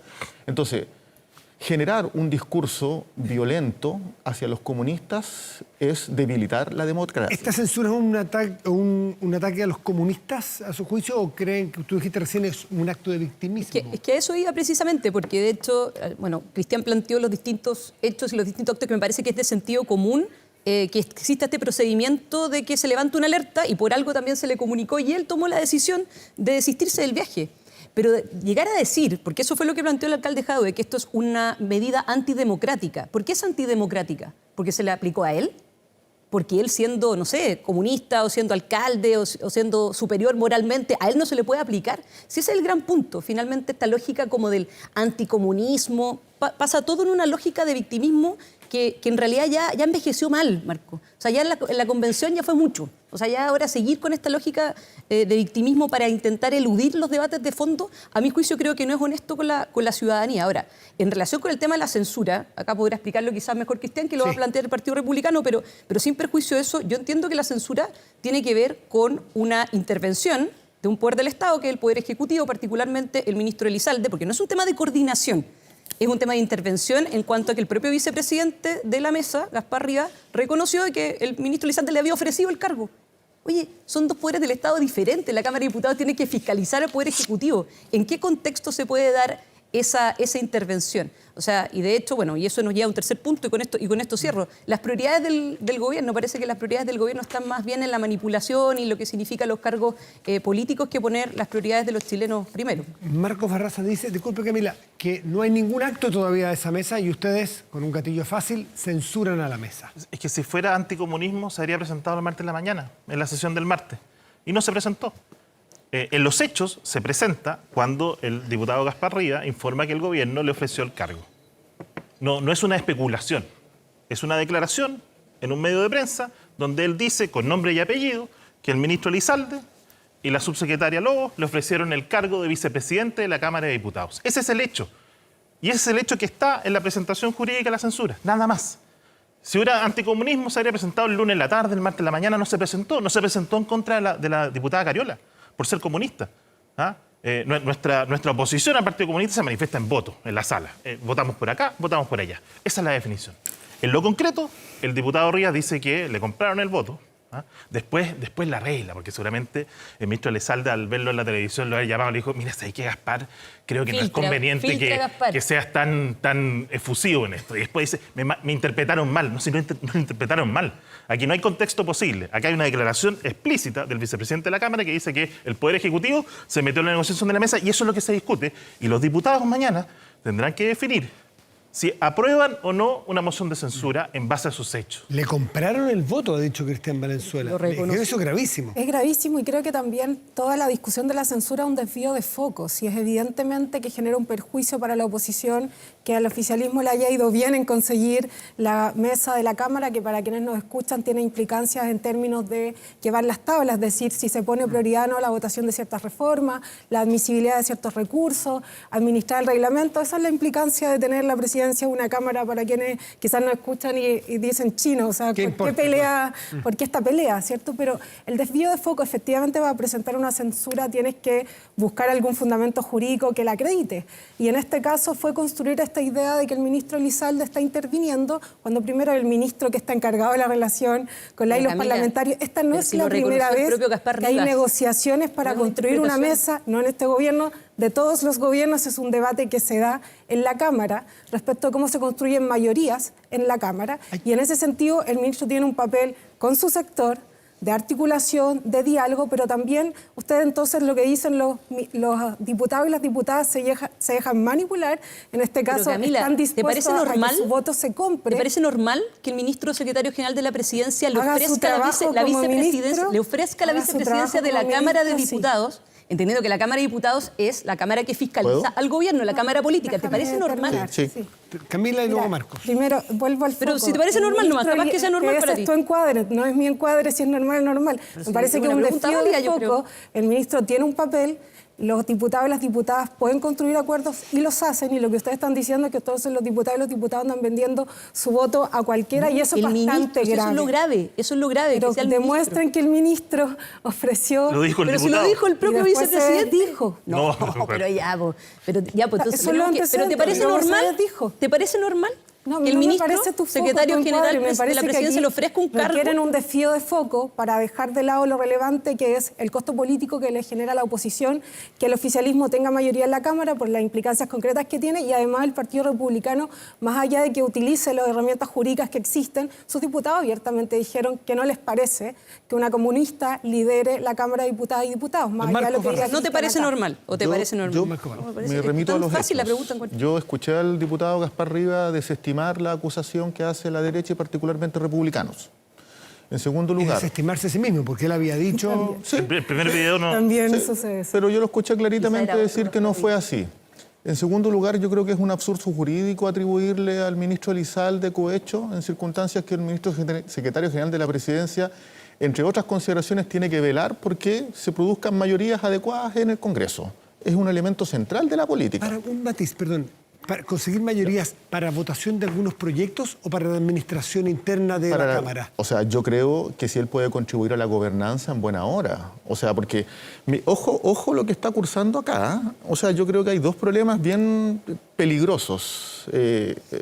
Uno, republicanos lo que busca es instalar una lógica destituyente desde el punto de vista de autoridades que han sido debidamente electas. Esa es una acusación tan grave como decir que compra el voto. Sí, Ustedes dicen que ellos están... Sí, porque, a ver, o sea, se demoraron no 12 horas, sino que 24 horas en impulsar una acusación, una censura en la Cámara de Diputados. Eso es el récord de lo impertinente. En segundo lugar, yo creo que lo que le está pasando a republicanos, la encuesta Criteria muestra que el 57% de quienes adscriben a la derecha, que quienes se identifican con el sector, están disconformes con el proceder de la derecha.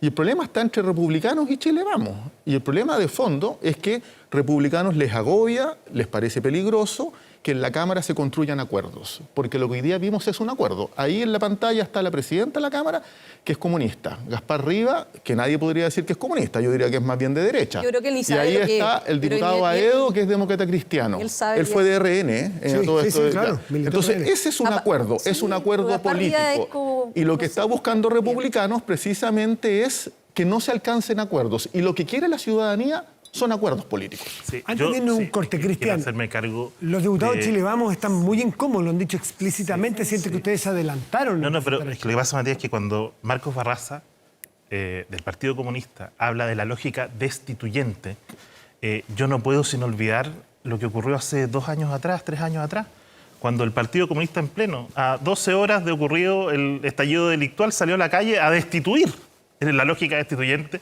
al presidente Piñera, pidiendo la renuncia, presentaron 2 acusaciones constitucionales, salieron a la calle, votaron en contra de todo. Entonces, que él venga a decirnos que nosotros tenemos una lógica destituyente, me parece un poco cómico quizás.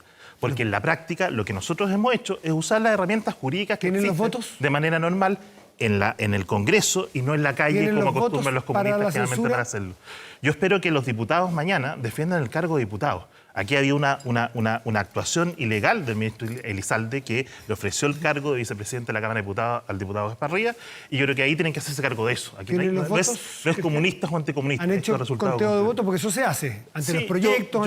yo espero que todos los diputados se sumen a la moción de censura. Es lo que mañana. esperan. Entiendo que entonces no tiene muy seguro los votos. Yo no soy diputado ni jefe de bancada, pero hablando por ellos, creo que conoce esa hay cancha. que conseguir ese... Hacemos una pausa y volvemos. Queda más conversación aquí en Estado. Polémicas públicas o algunas críticas públicas de algunos ejecutivos, presidentes de empresa, no necesariamente empresarios, pero altos ejecutivos, criticar, por así decirlo, la vocación que hay al crecimiento y hace críticas al gobierno puntualmente sobre no facilitar el tener esa vocación a crecer. Y dice que hay algunos problemas de permisología, etcétera, etcétera.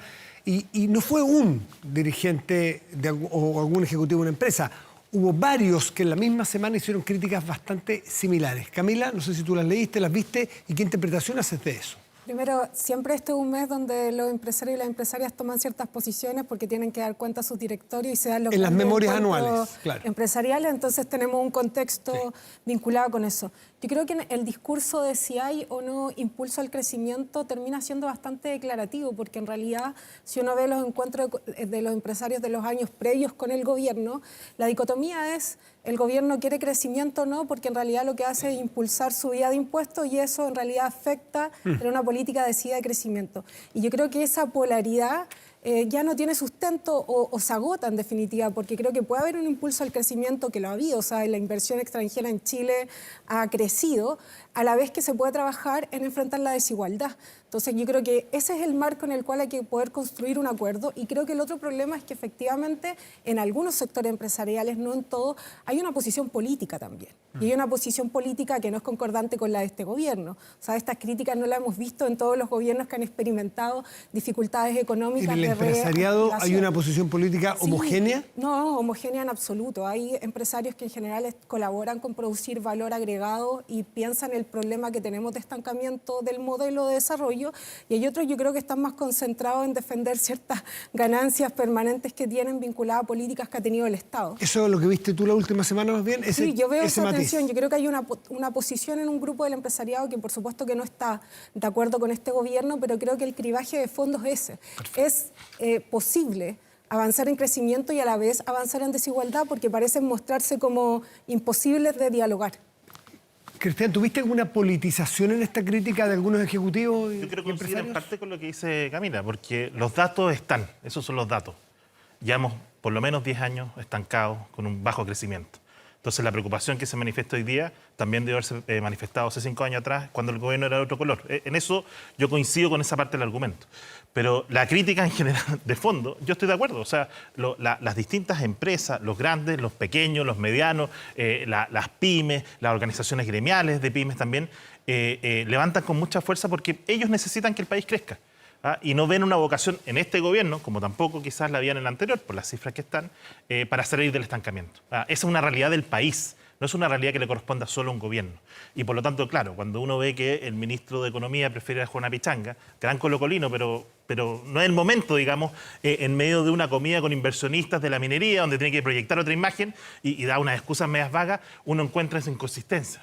Cuando el presidente va a inaugurar una planta, no sé lo que era en la cuarta... Una desaladora. Claro, y se preocupa más de hacer disputas raras con la familia, decir que yo soy aquí, que yo soy allá, o sea, los mensajes públicos. No, mire, más allá de que las ideologías sean distintas, y en eso quizás tengan razón... ¿Ve ambigüedad en el gobierno al momento de proyectar e impulsar el crecimiento? Yo más que ambigüedad, lo que Chile necesita en materia de seguridad es indispensable avanzar con toda la fuerza y con toda la unidad ¿Y lo está posible. haciendo este Y ahí gobierno? yo creo que el gobierno ha tenido una reacción. Lo está haciendo mal, pero tiene la disposición. Lo mismo tiene que ser en materia económica. Son las dos grandes tareas que tiene Chile y la dedicación tiene que ser total. Y a veces uno ve que se queda. Permisología, han tratado el tema, pero hay que avanzar más rápido porque es un problema que está sobre la mesa. El tema de las inversiones puede ser un dato, pero en lo concreto, el crecimiento no es para celebrar cuando crece un 0,2% el año pasado.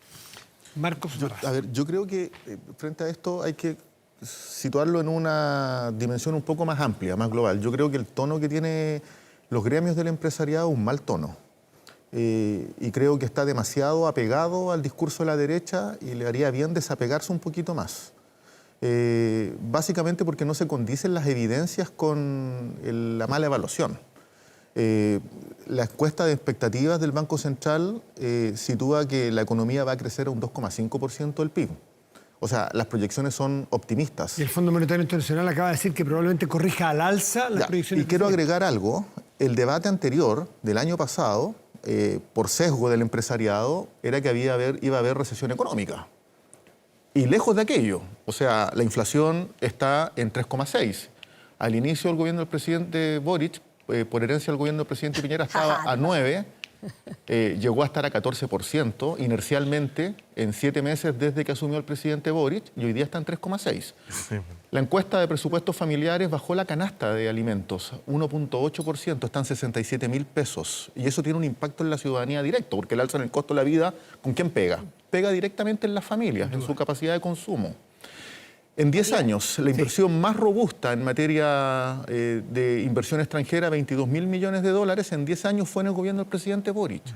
Entonces, que el empresariado o las directivas de los gremios empresariales, para no... y algunos empresarios en particular, ejecutivos, tengan este tono pesimista y catastrofista, no le hace bien a la economía del país. Pero agrego, y no quiero obviarlo, yo creo que hay un problema de desconexión social con estos gremios, porque cuestionar la implementación del dictamen de la Dirección del Trabajo respecto de que la ley de 40 horas, en el caso de este primer año, que es 1 hora, validar o cuestionar que sean 12 minutos de restricción es claramente ofensivo para la ciudadanía, es claramente ofensivo. A esta altura del partido es que ese es el problema, que pareciera que no tenemos o no vivimos en la misma realidad, porque esto lo hemos conversado otras veces con Marcos, pero gracias que tenemos un Banco Central independiente es que precisamente no caímos en recesión y se ha controlado la inflación. No es gracias al gobierno, sino que es a pesar de las personas que hoy día están en el gobierno. ¿Por qué?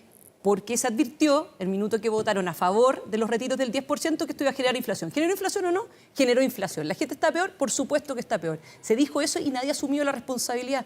Así como nadie asumió la responsabilidad hace 10 años atrás con la reforma educacional, que hoy día ha generado que niños derechamente no tengan colegio en primero medio.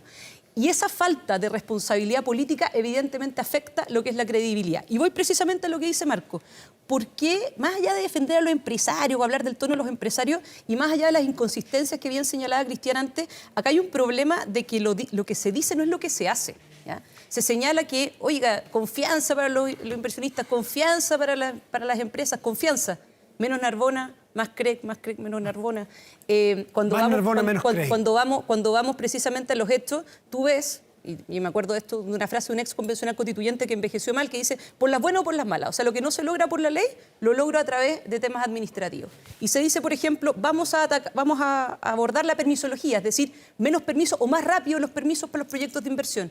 Y cuando tú ves el reglamento del Servicio de Evaluación de Impacto Ambiental, lo que hacen es aumentar los requisitos, aumentar las trabas. Te dicen, entonces, mira, vamos con lo de las 40 horas. La ley es súper clara.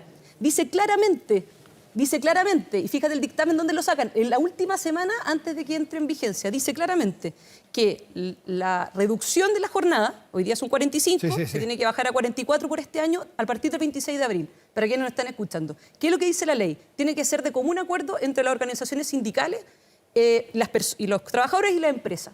¿Qué es lo que hace la Dirección del Trabajo? Cambia la ley vía administrativa, la cambia, diciendo bueno, si no hay acuerdo, ¿cierto? Se dice, el empleador va a tener que descontar proporcionalmente. ¿Qué es lo que hace el dictamen de la Dirección del Trabajo? Dice cómo tiene que descontarlo. Ya, Constanza, queda un minuto, Camila y Cristian. Eso es distorsionar la ley. Un minutito y breve, por favor, breve, por favor. Es lo que La tiene como primera, nos tiene. 40 horas, creo que es una gran noticia para quienes nos escuchan y espero que el compromiso de todos los grupos empresariales sea poner en el centro que las personas tengan más tiempo para su familia.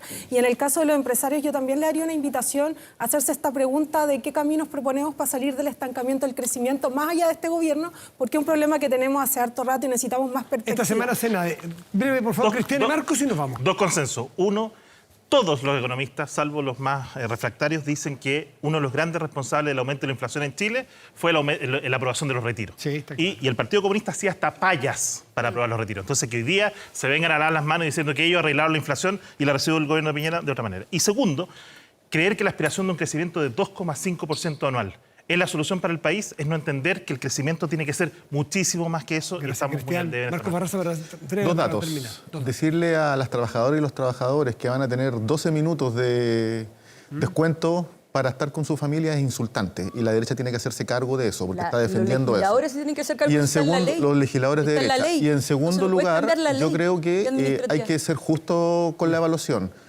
Acaba de salir el dictamen de la Comisión Antidistorsiones donde establece Ya, pero está que hablando del tema, hay Matías, dumping ya. en materia de importación, exportación de acero. Esa fue una iniciativa del gobierno y va a subir la tasa arancelaria de 14 a 25% y va a viabilizar Huachipato como industria nacional en la 8ª región. Ese es un acierto del gobierno. Marca, Camila, Constanza, Cristian, muchísimas gracias. Y a ustedes por acompañarnos. Connie, a despedirnos juntos. Sí, vengo solo para despedirme. Que tengan muy buen domingo. Ya vienen las noticias con 24 tardes. Gracias por venir. Chao. Chao, gracias.